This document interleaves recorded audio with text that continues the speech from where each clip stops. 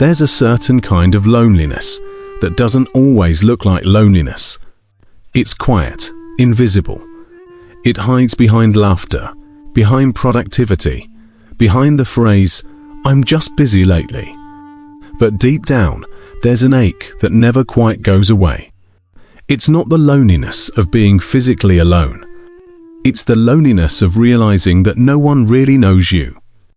That if you disappeared for a while, most people wouldn't notice until much later. That if something incredible or terrible happened to you, you wouldn't know who to tell. It's the kind of silence that grows inside you slowly.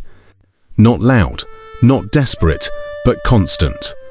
And eventually, it starts to change the way you think, the way you see yourself, the way you move through the world. People often assume that those who have no friends are cold, antisocial, or uninterested. But that's rarely the full truth. Sometimes it's the opposite.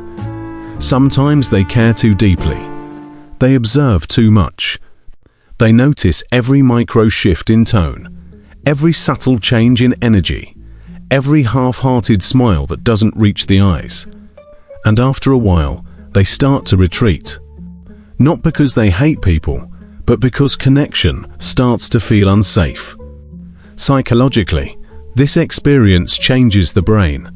When you go too long without social bonds, your brain begins to interpret isolation as a form of threat. It triggers the same regions associated with physical pain. That's why loneliness doesn't just hurt emotionally, it actually hurts physically. Your heart rate changes, your sleep becomes lighter, your mind starts scanning for danger in places where there isn't any. Because the human brain evolved in tribes, and to be alone for too long was once a death sentence. Yet today, you can be surrounded by thousands of people online and still feel utterly unseen. Because attention isn't connection, and validation isn't intimacy. There's a difference between being known and being understood. And that's the part people who have no friends understand better than anyone. Most of them didn't choose this path overnight. It's not like they woke up one day and decided, "I don't need anyone." Usually, it happens slowly through small disappointments that pile up over the years. You share something personal and someone laughs. You trust someone with a secret and they use it against you. You try to open up, but you feel misunderstood. And eventually, your brain learns a lesson. It's safer not to try. So you stop reaching out. You stop initiating. You start telling yourself you prefer solitude. And at first you might even believe it, because solitude can feel peaceful for a while. It gives you control. It gives you space. But the truth is, after enough time, solitude turns from healing to haunting. Because deep down, humans are wired for connection. Even the most independent soul still craves to be seen, to be mirrored, to be felt by someone else's presence. But when you've gone years without that, something strange begins to happen inside. Your internal dialogue becomes louder than the world around you. You start talking to yourself, not out loud, but in thoughts that never end. You start replaying old memories, old friendships, old betrayals, and wondering where it all went wrong. Sometimes you convince yourself it's your fault. Sometimes you blame the world, but most of the time it's neither. It's just the complex dance between human psychology and human pain. There's a concept in psychology called learned social helplessness. It's when you've tried to connect so many times and failed that you unconsciously stop trying altogether. Your brain associates reaching out with rejection. So even when you meet good people, later, kind, open, understanding, your guard stays up.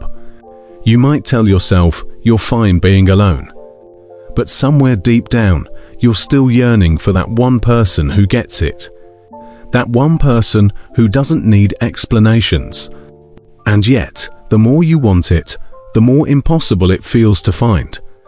Because loneliness has a way of making you feel unworthy of friendship. It whispers things like, "You're too much," or "You're not interesting enough." It tells you that people have better things to do. And eventually, you start believing it. You start rejecting yourself before anyone else gets the chance to. You isolate not out of pride, but out of protection. But here's what's fascinating. Loneliness doesn't always look sad. Sometimes people without friends appear completely fine. They smile, they work, they create, they even post happy photos online. But deep down, they live in two realities. The one the world sees and the one they feel. They've built a version of themselves designed to survive without connection. But that version often feels hollow, like they're watching their own life from the outside. It's easy to judge people who have no friends, to label them as weird, aloof, or difficult. But if you listen closely to their stories, you'll often find a thread of quiet heartbreak. Moments where they gave too much of themselves to people who didn't care enough to stay. And over time, that heartbreak shapes their entire identity. They begin to associate intimacy with danger, vulnerability with regret. So they learn to live without it. But the cost of that adaptation is high. Because without genuine friendship, your world becomes smaller. Your emotions start echoing in your own mind. There's no one to challenge your perspective, no one to soften your thoughts. Psychologists say that prolonged social isolation can reduce empathy. Not because people stop caring, but because they stop practicing emotional exchange. Empathy is like a muscle. When it's not used, it weakens. So, people who live alone for long periods sometimes become emotionally numb. Not by choice, but by necessity. It's the brain's way of protecting itself from the pain of unmet connection. And yet, something paradoxical happens. The very people who have no friends often crave deeper friendship than anyone else. They think about connection more deeply. They analyze it. They romanticize it. They look for meaning in every small interaction, every passing smile. Because when something is rare, you start to treasure even the smallest moments of it. But loneliness doesn't just affect how you feel. It affects how you behave. Studies show that people who've been isolated for a long time can become hypervigilant to social cues. They overanalyze text messages. They assume disinterest where none exists. They read between lines that were never written. Because when you've been rejected or forgotten enough times, your brain begins to scan for signs of it everywhere, even where it's not real. This creates a self-fulfilling loop. You become cautious. People sense that caution is distance. They assume you're uninterested or cold, and they pull back, reinforcing the very loneliness you are trying to escape. It's not your fault. It's just the way the human mind tries to protect itself from pain. What's even more fascinating is how loneliness changes the way you see time. When you have no one to share your moments with, time starts to feel slower. Days blend together. You stop keeping track of weekends and holidays because those things only matter when they're shared. Psychologists have found that loneliness literally alters time perception. Minutes feel longer, hours heavier. Because when you're disconnected, you're living inside your thoughts rather than in the flow of life itself. And yet within this silence, something beautiful can emerge. Because solitude, when approached consciously, can also be transformative. Some of the most self-aware, creative, and emotionally intelligent people in history spent long stretches in solitude. The difference is whether that solitude is chosen or forced. Chosen solitude heals. Forced solitude hardens. One helps you reconnect with yourself. The other convinces you that you don't deserve to connect with anyone else. And for many people who have no friends, it's not always clear which one they're living in.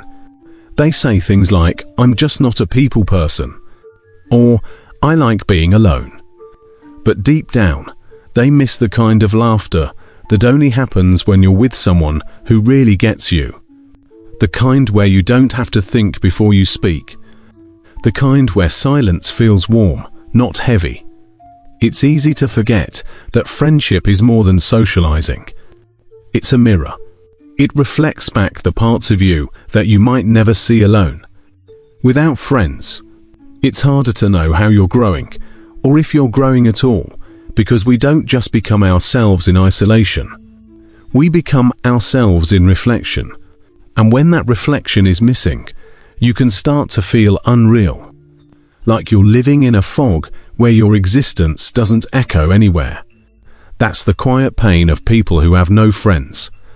Not the pain of loneliness itself, but the pain of invisibility. The pain of existing without witness. Yet beneath that pain lies an extraordinary depth of empathy. Because they know what it feels like to be unseen, they tend to see others more clearly. They're often the ones who notice when someone is left out. They're the ones who check in on others quietly, because they understand how it feels to go unnoticed. And maybe that's the paradox of this kind of loneliness, that those who have no friends often make the best ones. If only someone would take the time to see them first.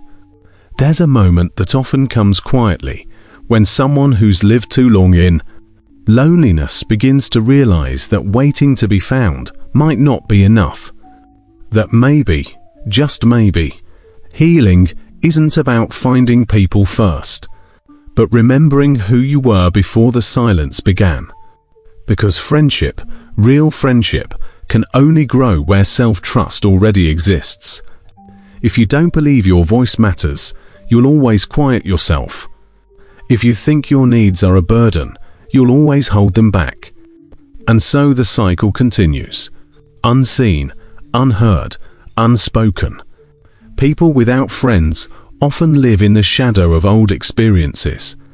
Moments when they felt too different, too sensitive, too introspective for the crowd around them. Maybe as children, they were the ones who sat in the corner drawing, while others played. Maybe they were kind, but not loud enough to be noticed. Or maybe they cared about things others didn't. Over time, they began to wear that difference like armor, pretending it didn't hurt, convincing themselves that they preferred to stand apart. But difference isn't the problem. It's the meaning we attach to it. When you grow up feeling misunderstood, you start believing that something about you must be wrong. You begin to edit yourself down. You say less, feel less, expect less, and soon you become a version of yourself that no longer fits even the people who might have loved the real you. The psychology behind this is deeply human. Our brains are wired to belong, to tribes, to groups, to someone. It's an ancient survival instinct. But when belonging feels dangerous, when every attempt leads to pain, the brain learns avoidance as protection. Avoidance becomes a safety mechanism, and safety becomes loneliness. That's why many lonely people seem calm on the surface, because their nervous system has adapted to predict rejection before it even happens. They live in constant self-management, trying to avoid being too much or too visible. What they often don't realize is that the longer they do this, the more invisible they become, not only to others, but to themselves. It's like dimming your own light just to avoid being noticed by the wrong people, only to realize you can't attract the right ones either. Psychologists sometimes talk about social self-concept, the way you see yourself through the imagined eyes of others. If you've spent years being ignored or excluded, that inner mirror becomes distorted. You start assuming that everyone will see you the same way. And even when someone looks at you with kindness, you doubt it. You think they're being polite. You question their sincerity. That's the cruel trick of prolonged loneliness. It doesn't just separate you from others. It separates you from your own ability to believe you could ever belong. But here's the thing about the human mind. It can learn connection again. It's not permanent. Just like a muscle that can regain strength, social trust can rebuild itself slowly through tiny acts of courage. It starts with small gestures, smiling back when someone makes eye contact, answering messages instead of overthinking them, letting yourself say yes even when you're scared. It's not about forcing social confidence overnight. It's about allowing life to touch you again, one interaction at a time. Because friendship doesn't come from perfection. It comes from presence. The willingness to show up, imperfect and real. What many people don't realize is that those who've been lonely for a long time often have incredible emotional depth. They think deeply. They observe quietly. They've spent years analyzing human behavior from the outside. So they understand things others overlook. They notice sincerity. They feel energy shifts. They can tell when someone's being authentic or when they're just performing kindness. That's why surface-level friendships rarely satisfy them. They crave depth, but fear it at the same time. So they build walls with windows. They want connection, but on their terms, through safety, consistency, and silence that feels warm instead of empty. And those are not unreasonable desires. They're simply human. But there's another truth beneath it. Friendship requires vulnerability. And vulnerability feels terrifying when you've spent years protecting yourself. You can't form bonds without emotional exposure. And that exposure feels like walking barefoot through a field of broken glass when you've been hurt before. So many avoid it altogether. They say they're fine alone, but that's rarely true. They're just tired of being the only one who tries. Yet, here's the paradox. When you stop trying altogether, you confirm the very fear that kept you alone. You prove your own isolation right. That's how the psychology of loneliness sustains itself. Not because you can't connect, but because the mind becomes too afraid to risk the unknown. But imagine if connection wasn't about being impressive, but about being honest. Imagine if friendship wasn't something you had to earn, but something you simply allowed. The truth is, the people who truly resonate with you won't require a performance. They'll meet you where you are. They'll feel the quiet in you, not as absence, but as depth. Sometimes the first step isn't finding new friends. It's grieving the old versions of yourself who settled for less than you deserved. The one who begged for attention. The one who accepted crumbs and called it care. The one who silenced their truth just to keep someone near. When you heal those versions, something shifts. You start to attract from wholeness, not hunger. And that changes everything. There's a strange kind of freedom that comes when you stop chasing people and start understanding yourself. You begin to see that being alone doesn't mean you're broken. It means you've been waiting for alignment. For people who don't just feel silence, but bring peace into it. For friendships that feel like breathing, not performing. Loneliness can become a teacher if you let it. It shows you what kind of company your soul truly craves. It reveals what kind of energy you bring into the world, and it forces you to build an inner life so strong that when the right people finally appear, you can meet them with presence instead of fear. Because here's a quiet fact. People without friends often become their own best observers. They develop self-awareness others might never reach. They spend time reflecting, questioning, growing. And that depth, though born from solitude, becomes the very thing that draws the right kind of people later. The kind of people who see not just who you are, but who you've become because of everything you endured alone. But healing from long-term isolation takes time. You can't rush it. You can't fake it. It starts with gentle self-acceptance, with learning to speak to yourself the way a kind friend would. When your mind says, "No one cares about you," answer it softly. "That's not true. I'm learning to care." When your thoughts whisper, you'll always be alone. Reply with, "I'm still open to being found." Because your brain listens, it adjusts. Neural pathways change through repetition, not miracle. The more you affirm connection, the more open you become to noticing it when it arrives. And it will. Because loneliness is not a permanent state. It's a season, a psychological winter that eventually gives way to new warmth if you allow yourself to fall. The truth is, not having friends doesn't make you less human. It just makes your story quieter. But even quiet stories can be powerful. They can be filled with art, self-discovery, and meaning. Some of the greatest thinkers, writers, and creators spent years alone before they found belonging. And when they did, it was deeper, wiser, more grounded, because they had learned to love their own company first.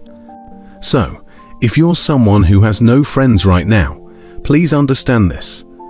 You're not broken. You're not unworthy. You're just in the middle of your becoming. The world hasn't forgotten you. It's simply waiting for you to remember yourself. There will come a day when you'll sit across from someone who looks at you and says, "I feel like I've known you forever." And in that moment, all the years you spent wondering what was wrong with you will make sense. You'll realize that solitude was never punishment. It was preparation. Every quiet night, every unanswered text, every invisible ache was shaping you into the kind of person who could finally hold real connection when it came. You'll stop craving the crowd and start cherishing the rare. You'll stop chasing attention and start recognizing energy. And you'll finally understand that friendship isn't about quantity. It's about recognition. It's when two people look at each other and silently think, "You too. I thought I was the only one." And maybe that's the truest kind of friendship there is. Not built from constant conversation, but from quiet understanding, from mutual gentleness, from two souls who've both known loneliness and decided together that they won't have to feel it again. Because connection isn't about finding perfect people. It's about finding honest ones. The ones who can sit with your silence, laugh at your imperfections, and see the beauty in your complexity. Those are the people worth waiting for. And when they come, you'll finally understand what it means to be seen. Not the version you created to survive, but the person you were always meant to be. Until then, walk gently with yourself. Speak kindly. And remember, even if no one is standing beside you right now, you are still worthy of being known. You are still worthy of friendship. You are still part of humanity's invisible thread, connected always, even in your quietest moments. And maybe one day you'll meet someone else who once had no friends. You'll see it in their eyes, the same stillness, the same understanding. You'll smile and they'll smile back. And just like that, two lonely worlds will find their bridge again. Because loneliness isn't the end of your story. It's just the place where your next chapter begins.